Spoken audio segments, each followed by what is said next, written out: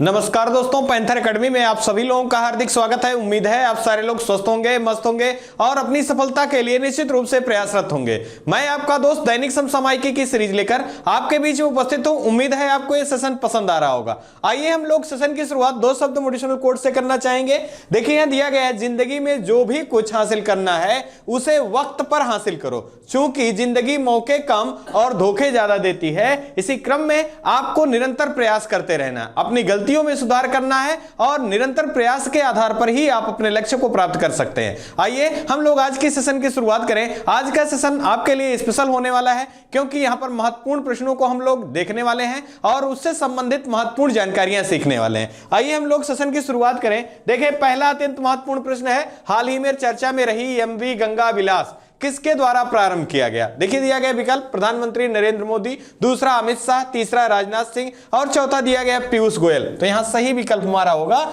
विकल्प number A, प्रधानमंत्री नरेंद्र मोदी जी द्वारा एमवी गंगा विलास प्रारंभ किया गया। और आपको ध्यान रखना है ये कब से, तो आप ध्यान रखें 13 जनवरी को प्रधानमंत्री नरेंद्र मोदी द्वारा वाराणसी से प्रारंभ किया गया। अगर हम बात करें विश्व की सबसे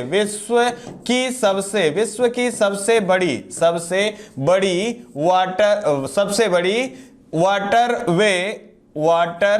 वाटरवे सेवा के रूप में कौन सा है? तो एमवी गंगा विलास सेवा जो है विश्व की सबसे बड़ी वाटरवे सेवा के रूप में है। ये कहां से कहां तक के लिए है? तो आपको ध्यान रखना है डिब्रूगढ़ जो कि कहां संबंधित है? तो आप ध्यान रखेंगे असम से, और यहां से आप ध्यान रखेंगे वाराणसी से असम के लिए। कहां? वाराणसी से असम के लिए इसे प्रारंभ किया गया है। आप ध्यान रखेंगे कि कितने किलोमीटर की दूरी तय करेगी? तो लगभग ये 3200 किलोमीटर की दूरी तय की जाएगी। और कितने दिनों में? तो 51 दिनों में यह दूरी तय की जाएगी। और इस बोट की लंबाई कितनी है? तो यह भी ध्यान रखना है 62 मीटर लंबी जो है, या एमवी विलास सेवा की जो लंबाई है ये 62 मीटर है। इसी क्रम में आपसे पूछा जा सकता है कि नेशनल वाटरवे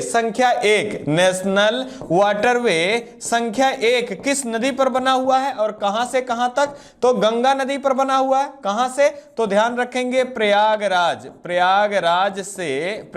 से हल्दिया, जो कि ये कहां स्थित है? पश्चिम बंगाल। कहां? पश्चिम बंगाल में स्थित है, यहां से संबंधित है। और नेशनल वाटरवे संख्या 2 अगर बात करें तो ये ब्रह्मपुत्र नदी पर स्थित है। और कहां? तो आप ध्यान रखेंगे ढुबरी से सदिया। कहां? ढुबरी से सदिया के लिए है। और ये किस राज्य से संबंधित है? तो ये असम राज्य से संबंधित है, यह भी आपको याद रखना है। इसी क्रम में एक महत्वपूर्ण प्रश्न पूछा जाता है कि भारत में ब्रह्मपुत्र नदी किस राज्य से प्रवेश करती है? तो अरुणाचल प्रदेश से प्रवेश करती है। साथ ही साथ आपको याद रखना है कि मांजुली नदी द्वीप किस नदी पर बनाया गया है? तो यह ब्रह्मपुत्र नदी पर बनाया गया है, जो कि कहां स्थित है? तो आप ध्यान रखेंगे असम राज्य में स्थित है। इसी क्रम में आप ध्यान रखेंगे एक महत्वपूर्ण जानकारी के रूप में, यहां अमित शाह जी भारत के पहले केंद्रीय सहकारिता मंत्री हैं। साथ ही साथ राजनाथ सिंह के बारे में याद रखेंगे कि भारत के रक्षा मंत्री कौन है? तो राजनाथ सिंह हैं। और अगर बात की जाए वाणिज्य केंद्रीय मंत्री कौन है? तो पीयूष गोयल जी हैं। आइए इसी क्रम में हम लोग अगली महत्वपूर्ण जानकारी देखेंगे रिवीजन के रूप में। हाल ही में अंतरराष्ट्रीय मधुमेह महासंघ के लिए वैश्विक राजदूत के रूप में किसे नामित किया गया? यहां ध्यान रखना है आपको कि मधुमेह महासंघ के द्वारा वैश्विक राजदूत किसे नियुक्त किया गया है? तो शेख हसीना को। और ये प्रधानमंत्री कहां की हैं? तो बांग्लादेश। प्रधानमंत्री कहां की हैं? बांग्लादेश की हैं। बांग्लादेश की राजधानी क्या है? ढाका। अगला है, हाल ही में चर्चा में रहा नेक्स्ट जनरेशन फाइटर जेट विकसित करने के लिए ब्रिटेन और जापान ने किस देश के साथ समझौता किया है? तो इटली के साथ समझौता किया है। मतलब आपको ध्यान रखना है नेक्स्ट जनरेशन फाइटर जेट विकसित किया जाएगा किनके सहयोग से? तो ब्रिटेन के, जापान के और इटली के सहयोग से इसे विकसित विकसित किए जाने की घोषणा की गई है। आइए दूसरे प्रश्न को हम लोग देख लें। हाल ही में किस देश के द्वारा पंजाबी भाषा को पब्लिक स्कूलों में पाठ्यक्रमों में शामिल करने की घोषणा किया गया है? विकल्प देखिए दिया गया, पहला जापान, दूसरा ऑस्ट्रेलिया, तीसरा यूएसए, चौथा कनाडा। यहां जो सही विकल्प होगा विकल्प नंबर बी सही होगा।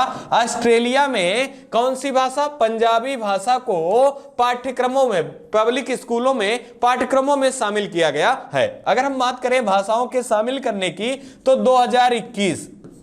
2021 में हिंदी और तमिल भाषा को पहले से ही शामिल किया गया है पाठ्यक्रमों में, और तीसरी भाषा के रूप में पंजाबी भाषा को भी शामिल किया गया है ऑस्ट्रेलिया के पब्लिक जो स्कूल हैं उनके पाठ्यक्रमों में। अगर हम बात करें यहां ये 2023 का ध्यान रखना है कि 2023 में पंजाबी भाषा, 2021 में हिंदी और तमिल भाषा। अगर हम बात करें ऑस्ट्रेलिया से तो यहां से बहुत सारे महत्वपूर्ण प्रश्न पूछे जाते हैं जो कि आपकी परीक्षाओं के दृष्टिकोण से अत्यंत महत्वपूर्ण है। अगर हम बात करें कि प्यासी भूमि का देश किसे कहा जाता है, साथ ही साथ गोल्डन प्लीज सा देश जाना जाता है, कंगारुओं का देश के नाम से किसे जाना जाता है? तो इन सारे का आंसर जो हमारा होगा दोस्तों ये ऑस्ट्रेलिया होने वाला है। क्या है? ऑस्ट्रेलिया होगा। इसी क्रम में आपको याद रखना है ऑस्ट्रेलिया की राजधानी क्या है? कैनबरा है। और एंथोनी एल्बानीज जो हैं यहां के वर्तमान में प्रधानमंत्री हैं, यह भी आपको ध्यान रखना है। इसी क्रम में पूछा जाता है कि विश्व के जो 7 महाद्वीप हैं इन महाद्वीपों में सबसे छोटा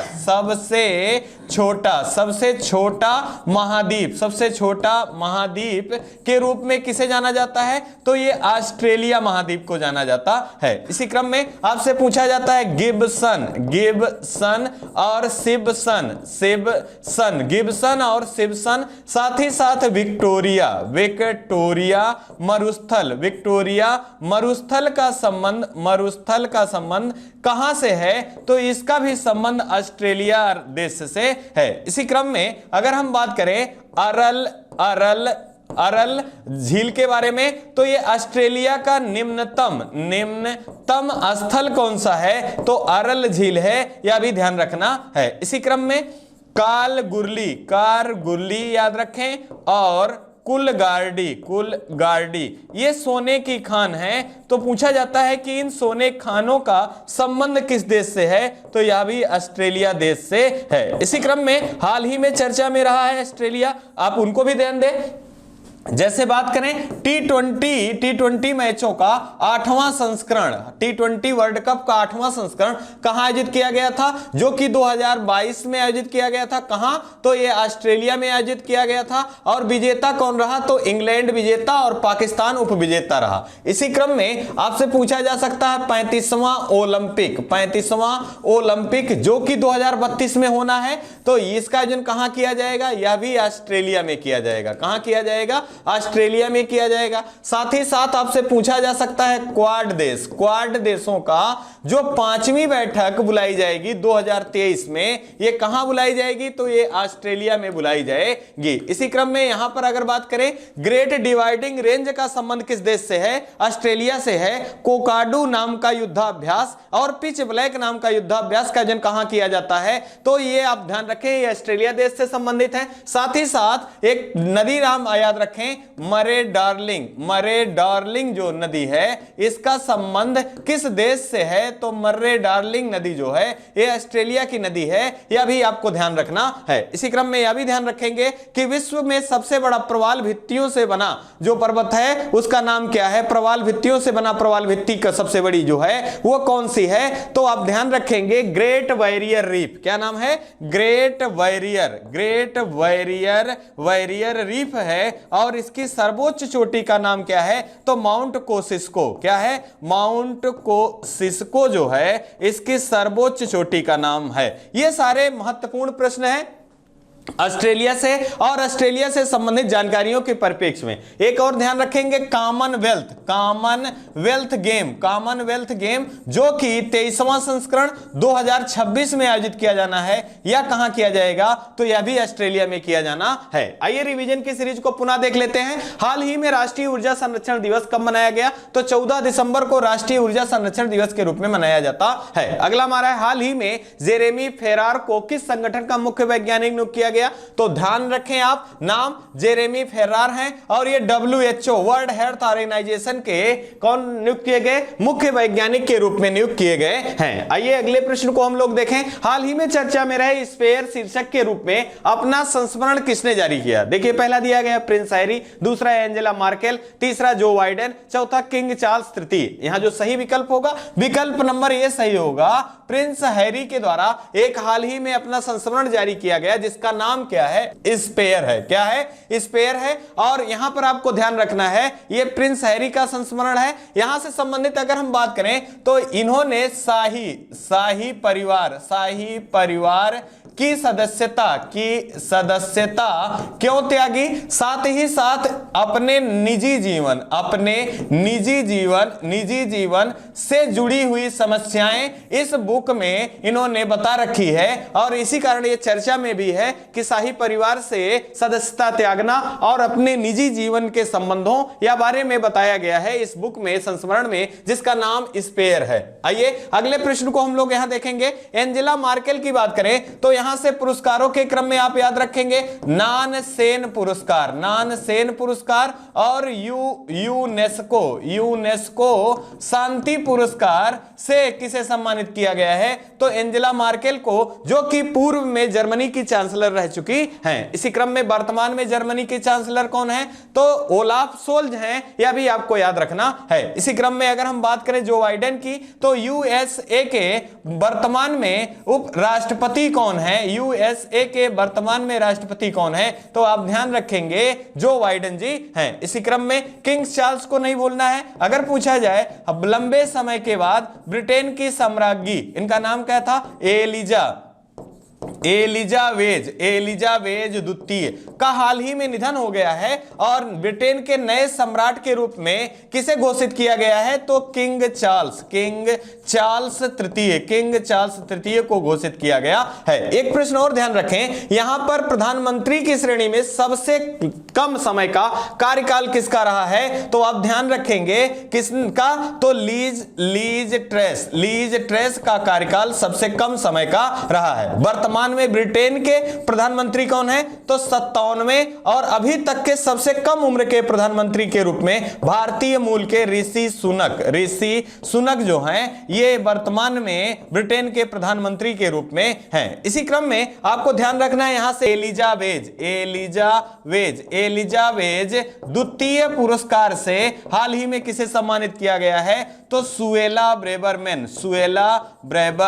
ब्रेबरमैन को सम्मानित किया गया है। यह भी आपके लिए अत्यंत महत्वपूर्ण प्रश्न के रूप में है। अगर आपसे पूछा जाए कि भारत और ब्रिटेन के बीच में कौन सा युद्धाभ्यास होता है, तो हमने एक दिन पहले प्रश्न के माध्यम से भी आपसे पूछा था कि कमेंट बॉक्स में बताइएगा कि भारत और ब्रिटेन के बीच कौन सा युद्धाभ्यास होता है। तो आप ध्यान रखें अजय वॉरियर जो है युद्धाभ्यास किन किन देशों के बीच में होता है? तो भारत और ब्रिटेन के बीच में आयोजित किया जाता है। अगर हम बात करें कि दुनिया की 5वीं अर्थव्यवस्था के रूप में वर्तमान में कौन सा देश है और इसने किस देश को पीछे छोड़ा है? तो 5वीं अर्थव्यवस्था के रूप में भारत है और इसने किसे पीछे छोड़ा है? तो आपको ध्यान रखना है ब्रिटेन को पीछे छोड़कर भारत जो है दुनिया की 5वीं अर्थव्यवस्था के रूप में बन गया है। यह भी आपके लिए अत्यंत महत्वपूर्ण प्रश्न के रूप में है। आइए हम लोग रिवीजन की सीरीज को पुनः देख लेते हैं। हाल ही में अंतरराष्ट्रीय क्रिकेट परिषद ने नवंबर माह का प्लेयर ऑफ द मंथ किसे चुना है?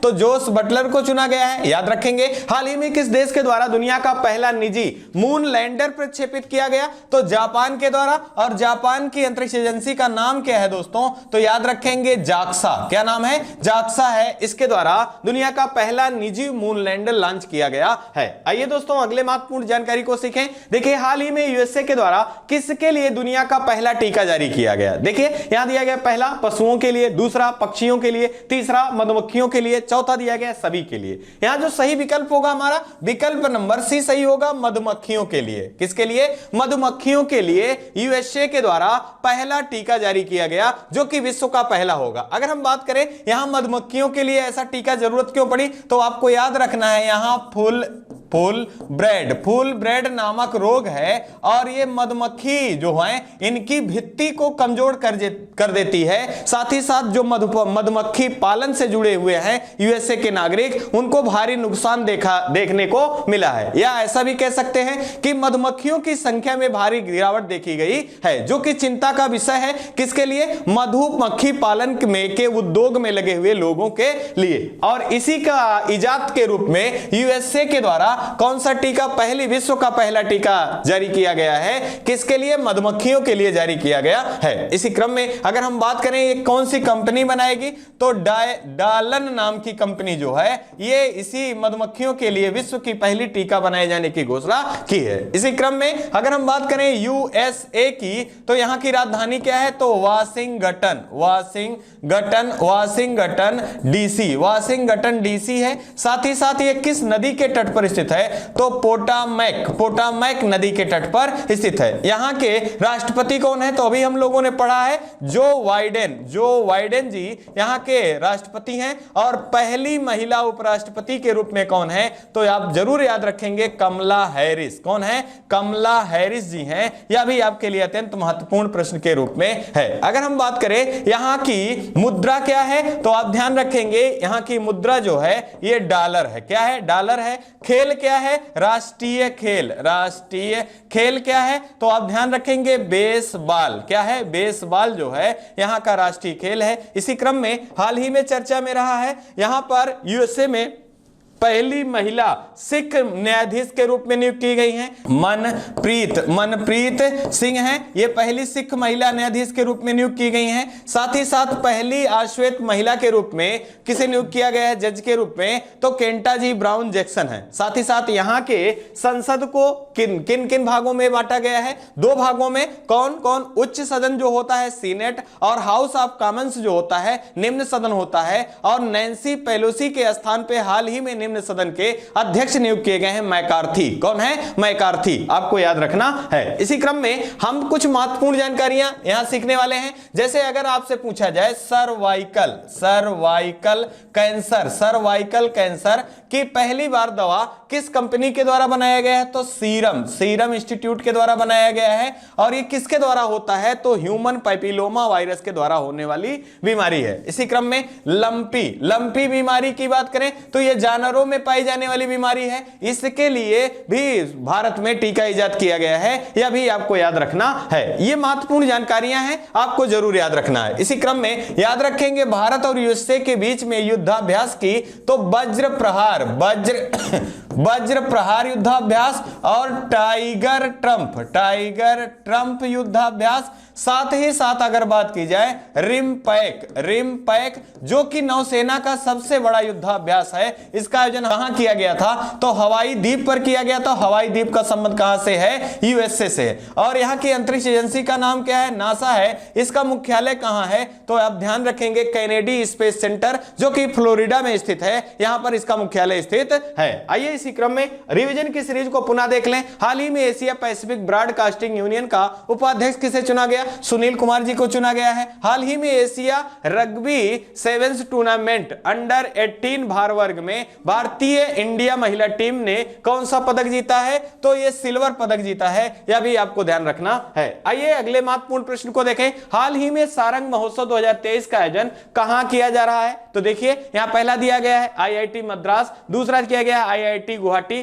तीसरा आईआईटी रुड़की और चौथा दिया गया आईआईटी गांधीनगर। यहां जो सही विकल्प होगा यह छात्रों के द्वारा संचालित होने वाला एक महोत्सव है और आईआईटी मद्रास के छात्रों के द्वारा यह आयोजित किया जाता है। तो आप ध्यान रखेंगे सारंग सारंग महोत्सव। सारंग महोत्सव 2023 का आयोजन कहां किया गया? तो आईआईटी मद्रास में किया गया और यह छात्रों के द्वारा संचालित महोत्सव है। यह भी आपके लिए अत्यंत महत्वपूर्ण प्रश्न के रूप में है। इसी क्रम में आईआईटी मद्रास से आपको दो प्रश्न जरूर याद रखने हैं।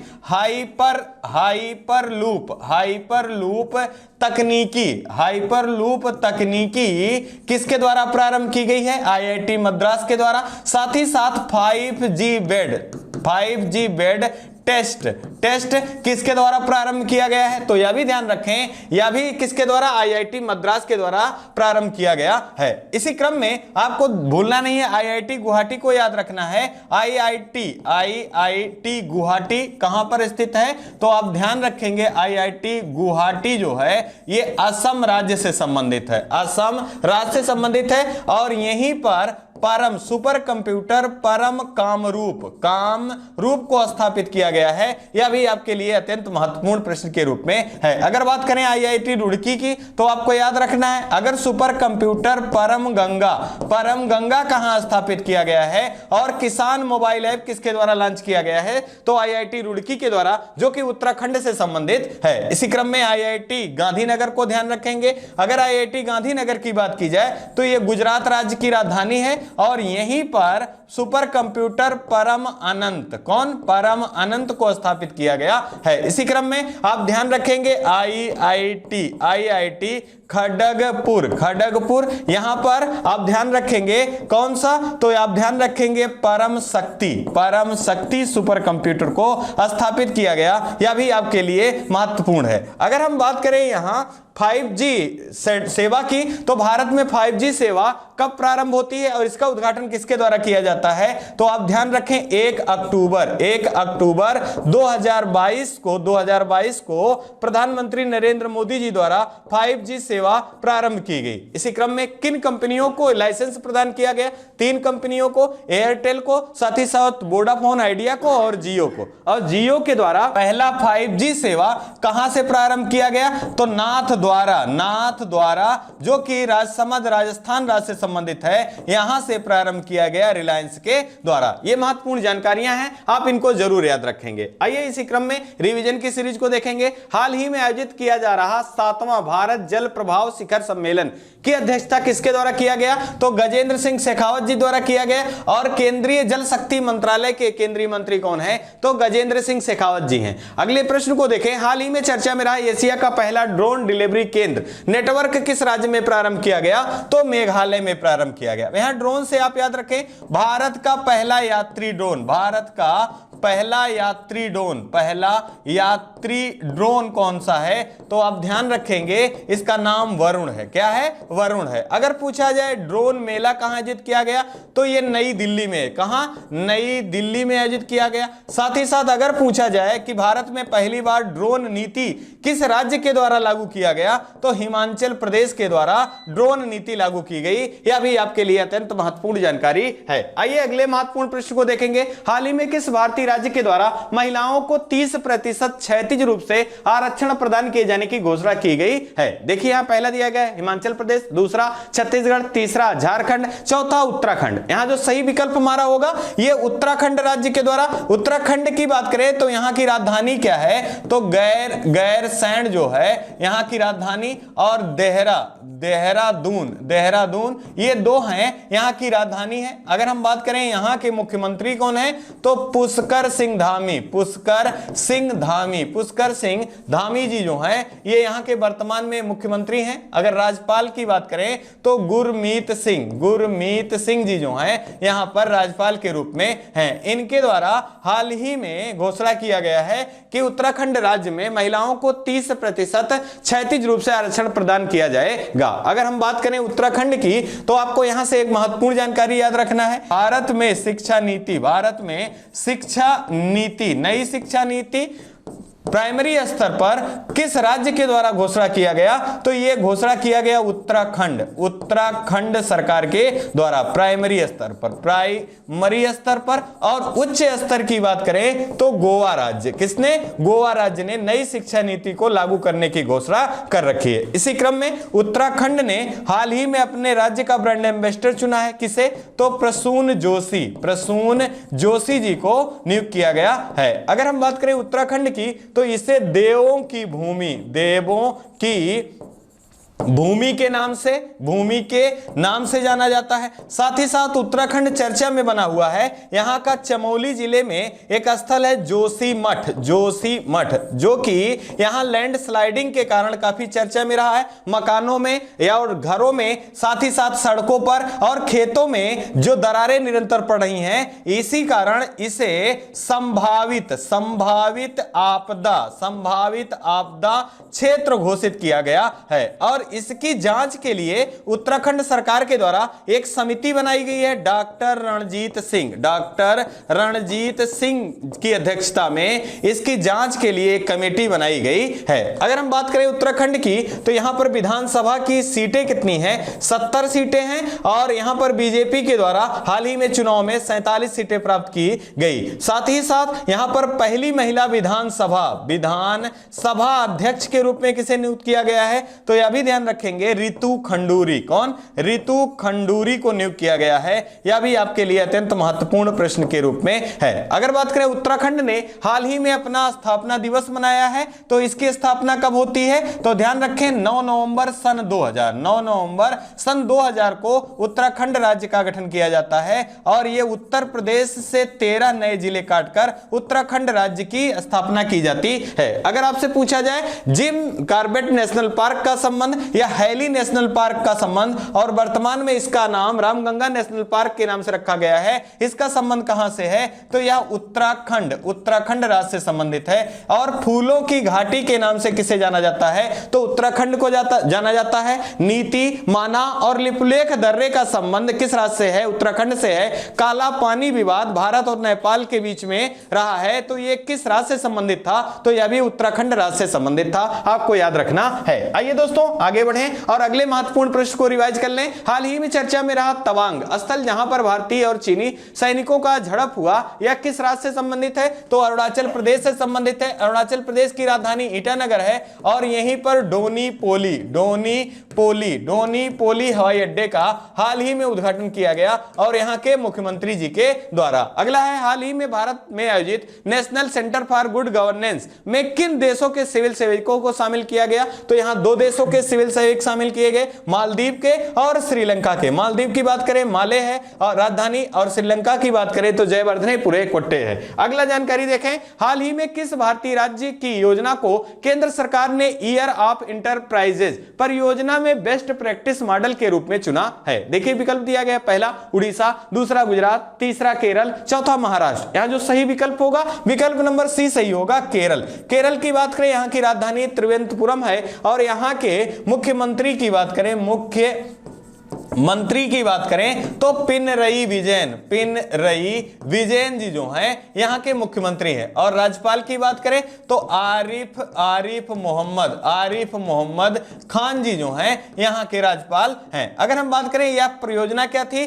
तो एक साल के अंदर 1 लाख युवाओं को रोजगार देना, 1 लाख युवाओं को रोजगार से जोड़ना। और इसी क्रम में मात्र 8 माह में केरल सरकार के द्वारा 1 लाख युवाओं को रोजगार से जोड़ दिया गया। और इसी का अनुसरण करके इसे बेस्ट प्रैक्टिस मॉडल के रूप में केंद्र सरकार ने चुना है।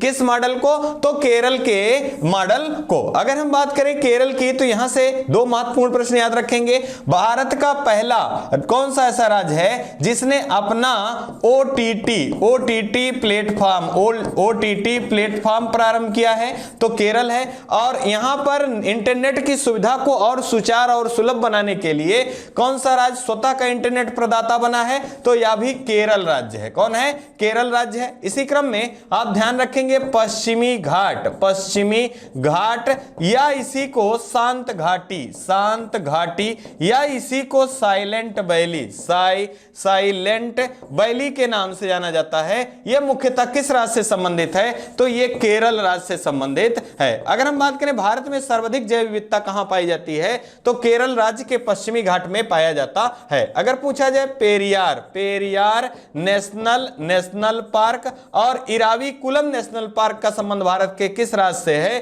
तो इनका संबंध केरल राज्य से है। इसी क्रम में आपको ध्यान रखना है, अगर साक्षरता दर पूछी जाए, चाहे यह महिला में पूछा जाए या पुरुष में पूछा जाए, तो सर्वाधिक किस राज्य में है? तो केरल राज्य में है। इसी क्रम में अगर दोस्तों लिंगानुपात पूछ लिया जाए, तो लिंगानुपात चाहे महिला लिंगानुपात पूछ लिया जाए, तो सबसे ज्यादा लिंगानुपात वाला राज्य कौन सा है? तो केरल राज्य है। सबसे कम कौन है? तो हरियाणा है। यह भी ध्यान रखना है। इसी क्रम में आपको भूलना नहीं, केरल के तट को किस नाम से जाना जाता है? तो मालाबार तट के नाम से जाना जाता है। यह महत्वपूर्ण जानकारियां हैं केरल राज्य से, आपको याद रखना है। आइए रिवीजन की सीरीज को पुनः देख लेते हैं। हाल ही में निम्न देशों में से किस देश द्वारा धूम्रपान पर प्रतिबंध हेतु दुनिया का पहला कानून पास किया गया? तो न्यूजीलैंड के द्वारा। और न्यूजीलैंड की राजधानी क्या है? वेलिंगटन है। और यहां की प्रधानमंत्री कौन है? जेसिंडा आर्डर्न है। इसी क्रम में हाल ही में प्रधानमंत्री नरेंद्र मोदी द्वारा आयोजित प्रमुख स्वामी महाराज शताब्दी समारोह का शुभारंभ किया गया। कहां से किया गया? तो यह अहमदाबाद से किया गया। यह भी आपको याद रखना है। आइए दोस्तों अगले जानकारी को सीखें। देखिए, हाल ही में महाराष्ट्र सरकार द्वारा पहला डॉक्टर पतंग राव कदम पुरस्कार 2023 से किसे सम्मानित किया गया? पहला दिया गया अमिताभ कांत, दूसरा रतन टाटा, तीसरा आधार पूनावाला, चौथा इनमें से कोई नहीं। यहां जो सही विकल्प होगा, विकल्प नंबर सी सही होगा, आधार पूनावाला। आधार पूनावाला को महाराष्ट्र सरकार के द्वारा पहला डॉक्टर पतंग राव कदम पुरस्कार 2023 से सम्मानित किया गया है। अगर हम बात करें किस कारण, तो 2020 में जो कोविशील्ड कोविड की दवा है, इसके लिए इनको इस पुरस्कार से सम्मानित किया गया है महाराष्ट्र सरकार के द्वारा। अगर हम बात करें महाराष्ट्र के मुख्यमंत्री कौन है? तो आप ध्यान रखेंगे एकनाथ शिंदे जी जो हैं यहां के मुख्यमंत्री हैं। अगर हम बात करें यहां के उप मुख्यमंत्री, तो आपको ध्यान रखना है देवेंद्र फडणवीस जी जो हैं यहां के उप मुख्यमंत्री हैं। राज्यपाल के बारे में बात करें तो आपको ध्यान रखना है यहां के राज्यपाल के रूप में कौन है? तो भगत सिंह कोश्यारी जो हैं यहां के राज्यपाल के रूप में हैं। साथ ही साथ आपको पुरस्कारों से बात हो रही है, तो आपको ध्यान रखना है, अगर आपसे पूछा जाए 31वां सरस्वती सम्मान किसे दिया गया है? तो रामदरस मिश्रा जी को दिया गया है। साथ ही साथ अगर पूछा जाए 32वां बिहारी पुरस्कार से किसे सम्मानित किया गया है? तो डॉक्टर माधव हांडा को दिया गया है। इसी क्रम में 31वां व्यास सम्मान की बात करें तो आप ध्यान रखें असगर वजाहत को दिया गया है। इसी क्रम में अगर पूछा जाए हिंदी की भाषा में साहित्य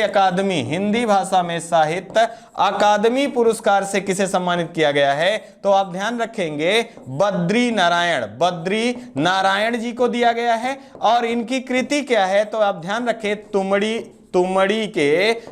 के शब्द के लिए। इसी क्रम में अंग्रेजी भाषा की बात करें तो अनुराधा राय को दिया गया है अंग्रेजी भाषा के लिए। साथ ही साथ अगर हम बात करें तमिल भाषा के लिए किसे दिया गया है? तो राजेंद्रन को दिया गया है। यह भी आपको याद रखना है। इसी क्रम में अगर आपसे पूछा जाए अंतरराष्ट्रीय बुकर पुरस्कार से किसे सम्मानित किया गया है? तो गीतांजलि श्री को, और ये पहली भारतीय महिला हैं। और इसका अंग्रेजी अनुवाद किसने किया था? तो ड्रेजी रोपवेल के द्वारा टर्म ऑफ द सैंड के लिए। अगर पूछा जाए बुकर पुरस्कार से किसे सम्मानित किया गया है? तो साहेब साहेन करुण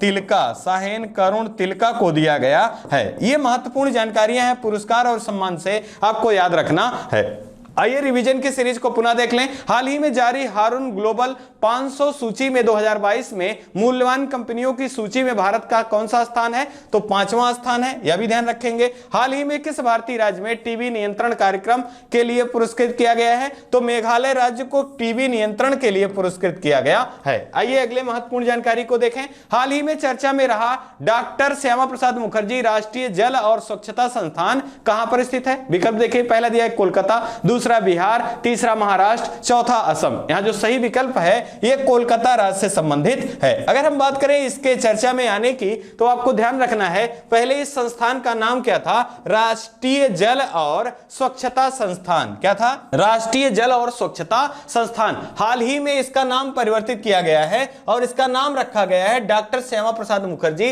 राष्ट्रीय जल और स्वच्छता संस्थान। इसी कारण ये चर्चा में भी है और ये कोलकाता में स्थित है, इसे भी आपको याद रखना है। अगर हम बात करें कोलकाता की, ये किस नदी के तट पर स्थित है? तो हुगली नदी के तट पर स्थित है। इसी क्रम में आपको ध्यान रखना है कि कोलकाता से दिल्ली को राजधानी के रूप में कब परिवर्तित किया गया? तो आप ध्यान रखेंगे, पहली जो दिल्ली दरबार का आयोजन होता है, दिल्ली दरबार का जो आयोजन होता है ये 1911 में होता है और इसी समय 1911 में घोषणा किया जाता है कि कलकत्ता के स्थान पर अब राजधानी के रूप में दिल्ली होगी और इसे 1912 ईस्वी में इसे राजधानी के रूप में नियुक्त किया जाता है। अगर हम बात करें हाल ही में कोलकाता चर्चा में इस कारण और भी रहा है क्योंकि अगर हम बात करें मेट्रो सेवा की तो भारत में मेट्रो सेवा सबसे पहले कहां प्रारंभ हुई थी? तो 1984 ईस्वी में कोलकाता में प्रारंभ किया गया था। इसी क्रम में एक महत्वपूर्ण प्रश्न और ध्यान रखेंगे,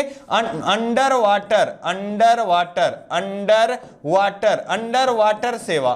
वाटर सेवा भारत में पहली बार किस शहर में प्रारंभ की जाएगी? तो यह भी घोषणा कहां से किया गया है? तो कोलकाता में। और किस नदी में किया जाएगा? तो यह भी ध्यान रखेंगे, हुगली नदी में प्रारंभ किए जाने की घोषणा की गई है। अगर हम बात करें अगले महत्वपूर्ण जानकारी के रूप में तो आपको ध्यान रखना है, यहां बात हो रही है जल से और अंडर वाटर मेट्रो की, तो आपको याद रखना है water metro man of India के नाम से किसे जाना जाता है? ई श्रीधरन को यहां पर क्या मेट्रो मैन ऑफ इंडिया के नाम से जाना जाता है। इसी क्रम में आप ध्यान रखेंगे, अगर पूछा जाए राष्ट्रीय जल पुरस्कारों की घोषणा की गई तो यहां पहला राज्य कौन सा है? पहले स्थान पे पहला राज्य कौन सा है? तो उत्तर प्रदेश पहले स्थान पर, दूसरे स्थान पे राजस्थान, तीसरे स्थान पर तमिलनाडु। इसी क्रम में जल दिवस कब मनाया जाता है? तो 22 मार्च को विश्व जल दिवस मनाया जाता है। साथ ही साथ 2022 की थीम क्या है? अदृश्य को दृश्यमान बनाना जो है यह इसकी थीम है। अगर पूछा जाए एसडीजी इंडेक्स में स्वच्छ जल की बात किस इंडेक्स में की गई है? तो इंडेक्स नंबर 6 में स्वच्छ जल की बात की गई है। यह भी आपके लिए अत्यंत महत्वपूर्ण प्रश्न के रूप में है। इसी क्रम में अमृत सरोवर की स्थापना किस उद्देश्य से किया जा रहा है? तो आपको ध्यान रखना है कि जल संरक्षण के लिए अमृत सरोवर का स्थापना किया जा रहा है। भारत में पहली बार कहां स्थापित किया गया? तो रामपुर उत्तर प्रदेश में किया गया। अमृत सरोवर के क्रियान्वयन में पहला स्थान किस राज्य का है? तो यह उत्तर प्रदेश का है। अगर पूछ लिया जाए कि वाटरमैन ऑफ इंडिया के नाम से किसे जाना जाता है? तो राजेंद्र सिंह को वाटरमैन ऑफ इंडिया के नाम से जाना जाता है। आइए इसी क्रम में रिवीजन को पुनः हम लोग देख लेते हैं। हाल ही में किस भारतीय फिल्म ने 2 गोल्डन ग्लोब पुरस्कार प्राप्त किया है? तो RRR को प्रदान किया गया है। हाल ही में महिला टेनिस संघ WTA के द्वारा प्लेयर ऑफ द ईयर 2022 किसे नॉमिनेट किया गया? तो ईगा स्विएटेक हैं। और आप ध्यान रखेंगे ईगा स्विएटेक ने जो आपके ग्रैंड स्लैम होते हैं 4 टेनिस के, इसमें से फ्रेंच ओपन 2022 और यूएस ओपन 2022 का खिताब किसके द्वारा जीता गया है? तो ये ईगा स्विएटेक के द्वारा जीता गया है। ये कहां की हैं? तो ये पोलैंड की हैं। यह भी आपको याद रखना है। आइए आगे अगली महत्वपूर्ण जानकारी को देखें। अगला है हमारा हाल ही में चर्चा में रहा पुस्तक revolutionaries the other story of how India won in test freedom नामक पुस्तक किसका विमोचन किसके द्वारा किया गया। अब यहां देखिए आपको revolutionaries the other story of how India in intense freedom नामक पुस्तक का विमोचन किसके द्वारा किया गया। तो देखिए पहला दिया गया सी रंगराजन, दूसरा अमित शाह, तीसरा दिया गया नरेंद्र मोदी, चौथा पीयूष गोयल। यहां जो सही विकल्प होगा यह विकल्प नंबर बी सही होगा। अमित शाह जी द्वारा इस पुस्तक का क्या किया गया, विमोचन किया गया। अब यहां से एक प्रश्न आपसे पूछा जा सकता है कि इसके लेखक कौन है। तो यहां देखिए आपको एक पिक्चर दिखाया गया अमित शाह जी का, साथ ही साथ यहां पर एक पिक्चर और भी दिखाया गया है। ये संजीव सन्याल हैं जो कि भारत के महत्वपूर्ण अर्थशास्त्रियों में शामिल हैं और इन्हीं की ये प्रसिद्ध पुस्तक है, आपको याद रखना है। अगर हम बात करें यह पुस्तक किस पर आधारित है तो अंग्रेजी रूढ़वादिता, अंग्रेजी रूढ़वादिता को समाप्त करने पर आधारित है। कौन सा किताब, तो revolutionaries the other story of India in index freedom जो है इस पुस्तक में इसके बारे में कहा गया है। अगर हम बात करें हाल ही में सी रंगराजन की एक प्रसिद्ध पुस्तक के बारे में हम लोगों ने पढ़ रखा है, तो आपको कमेंट बॉक्स में बताना है कि सी रंगराजन की हाल ही में प्रकाशित पुस्तक का नाम क्या है। अगर हम बात करें यहां अमित शाह जी के बारे में तो आपको ध्यान रखना है कि वर्तमान में गृह मंत्री, वर्तमान में भारत के गृह मंत्री और भारत के पहले सहकारिता मंत्री कौन है, तो अमित शाह जी हैं। इसी क्रम में आपको ध्यान रखना है प्रधानमंत्री नरेंद्र मोदी जी के बारे में, भारत के 15वें प्रधानमंत्री के रूप में कौन है, तो नरेंद्र मोदी जी हैं। और पीयूष गोयल जी के बारे में बात करें तो वाणिज्य केंद्रीय मंत्री कौन है, तो पीयूष गोयल जी हैं। इसी क्रम में आपको जरूर याद रखना है रिवीजन की सीरीज को। देखिए अगला हमारा हाल ही में किस अंतरराष्ट्रीय संस्था के द्वारा क्लाइमेट क्लब की स्थापना की गई, तो G7 देशों के द्वारा क्लाइमेट क्लब की स्थापना की गई। हाल ही में सिंगापुर में अंतरराष्ट्रीय श्रम संगठन की एशिया प्रशांत क्षेत्रीय बैठक में कौन सा संस्करण का आयोजन किया गया, तो यह 17वां संस्करण था जिसका आयोजन किया गया। अंतरराष्ट्रीय श्रम संगठन की बात करें तो इसे ILO के नाम से जाना जाता है। इसकी स्थापना 1919 ईस्वी में होती है और इसका मुख्यालय कहां है, तो जिनेवा में है। और वर्तमान में इसके प्रमुख कौन है, तो गिलबर्ट होगैबो को इसके प्रमुख के रूप में नियुक्त किया गया है। इसी क्रम में ये 10 प्रश्नों की सीरीज यहीं समाप्त हो रही है। उम्मीद है आपको ये सीरीज पसंद आ रही है। अगर मेरे द्वारा या चैनल के द्वारा दी गई जानकारी आपको समझ में आ रही है, अच्छी लग रही है, तो चैनल को लाइक करना, शेयर करना और सब्सक्राइब करना ना भूलें। जय हिंद, जय भारत।